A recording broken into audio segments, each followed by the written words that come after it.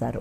అమ్మ, మరి ద్వాదశ రాశుల వారందరూ కూడా సులువుగా చేసుకోగలిగే పరిహారం ఉంటే తెలియచేయండి. ద్వాదశ రాశుల వారికి పరిహారం సాధారణంగా ప్రతిరోజులాగే అందరూ కూడా తమ తమ వ్యక్తిగత దైవాన్ని ప్రార్థించుకుంటూ దాని పరంగా ముందుకు వెళ్ళడం అనేది ఒక విధానం. మొత్తానికి ఏదైనా పాటించినట్లయితే అనుకూలంగానే ఉంటుంది.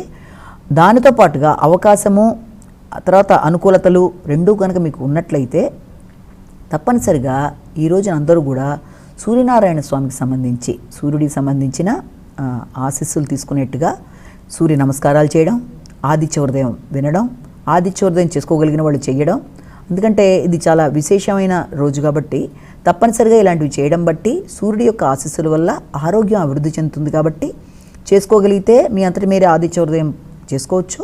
లేదా విన్నా కూడా చాలా మంచిది కాబట్టి ఆదిత్యోదయం వినడం, అరుణం మొదలైనవి వినడం, ఇవన్నీ కూడా చాలా మంచి ఫలితాలు ఇస్తాయి. అవకాశం ఉన్నట్లయితే నవగ్రహ దేవాలయానికి కూడా వెళ్ళొచ్చు.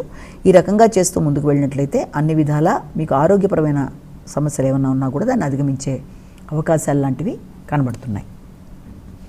కాబట్టి ఇది ఈ రోజున ద్వాదశ రాశుల వాళ్ళు పాటించవలసిన విధానం. అలాగే ఇప్పటిదాకా చెప్పుకున్న రాశి ఫలితాలు కేవలం వ్యక్తిని ఉద్దేశించి చెప్పినవి కావు కనుక అన్ని తమకే వర్తిస్తాయని అనుకోకుండా తమ వ్యక్తిగత జాతకంతో కలిపి ఈ రాశి ఫలితాలు కలిపి చూసుకుంటూ వెళ్ళినప్పుడు ఇక్కడ గోచారీత్యా ఎదురవుతున్న చిన్న చిన్న సమస్యలు ఏమన్నా ఉన్నా ఈ పరిహారాలు లాంటివి పాటించుకుంటూ, అంటే దైవ దర్శనం కానీ, వ్యక్తిగత దైవ ప్రార్థన కానీ, లేకపోతే సూర్యనారాయణ స్వామికి ఈ రోజున ఈ విధంగా కానీ చేసుకున్నట్లయితే అన్ని విధాల అనుకూలత అనేది ఏర్పడడానికి అవకాశాలు ఉంటాయి.